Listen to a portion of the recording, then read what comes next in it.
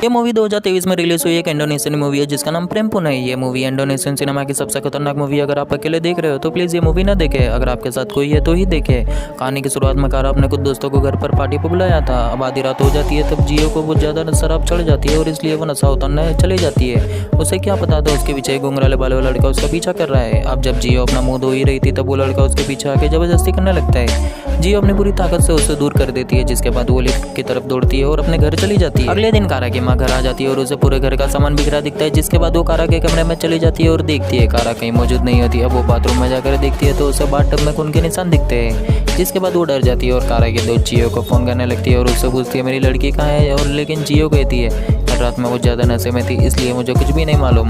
दुखी माँ अब उसके मिसिंग पोस्टर लगाने लगती है। अब 1 महीना बाद उसकी बेटी कहीं नहीं मिलती तो उसे शक होता है कि मेरी बेटी की कहीं किसी ने हत्या तो नहीं कर दी। उसके बाद वो उसकी लड़की की एक फ़ोटो लेके काला जादू करने वाले पास चली जाती है इस उम्मीद में कि उसकी लड़की का कुछ पता चल जाए। जिसके बाद वो जादू करने वाली कारा का फोटो लेकर जला देती है। वो ध्यान लगाने लगती है तभी उसका चेहरा वो तभी चिप हो जाता है मानो कि उसने कुछ बहुत बुरा देख लिया हो। और वो औरत को बताती है कि तुम्हारी बेटी कारा मर चुकी है और उसकी किसी ने हत्या कर दी है। ये सुनकर माँ बहुत ज़्यादा टूट जाती है और बहुत रोने लगती है। हालांकि उसके दिल में बदले की आग जल रही थी पर वो ये नहीं मान रही थी कि उसकी बेटी मर चुकी है। अब वो कारा की दोस्त को कॉल कर घर पर बुलाती है जिसके बाद जियो उसके घर चली जाती है। तभी उसके घर में से बहुत तेजी से स्मेल आने लगती है। फिर वो देखती है कि ये बदबू कहाँ से आ रही है और वो जब बेडरूम का दरवाजा खुलती है तो बहुत ज़्यादा डर जाती है। और वहाँ कारा की माँ बहुत अजीब तरीके से उसे देख रही होती है और उसे बोलती है कि ये लड़की तू जानती है कि मेरी बेटी कहाँ है और तू झूठ बोल रही है। जियो कहती है मुझे सच में कुछ नहीं पता कारा कहाँ है और वो वादा करती है कि उसके खूनी को वो ढूंढ निकालेगी। लेकिन उसकी माँ को पहले से ही सब पता होता है इसलिए वो कहती है कि कोई भी नहीं बच पाएगा और सब नरक में जाएगा। ये सुनकर वो बहुत ज़्यादा डर जाती है और वहाँ से भाग जाती है।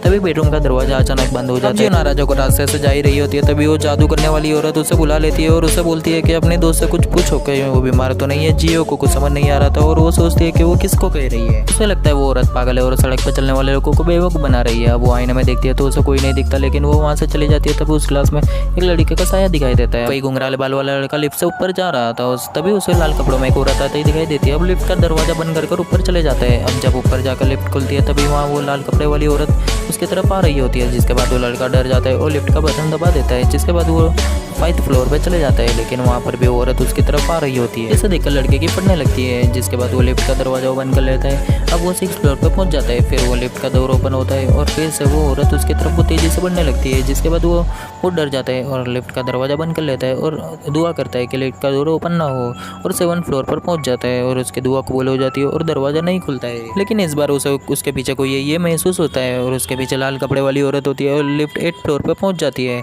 तो वो लड़का लिफ्ट खोलने की कोशिश करता है और दरवाज़ा खुल जाता है। जैसे ही वो लिफ्ट से बाहर निकलता है वो औरत उसे पकड़ लेती है और उसे अंदर खींचने लगती है जिसके बाद बहुत ही खौफनाक सीन नज़र आता है। ऐसे ही और वीडियो देखने के लिए हमारे चैनल को सब्सक्राइब ज़रूर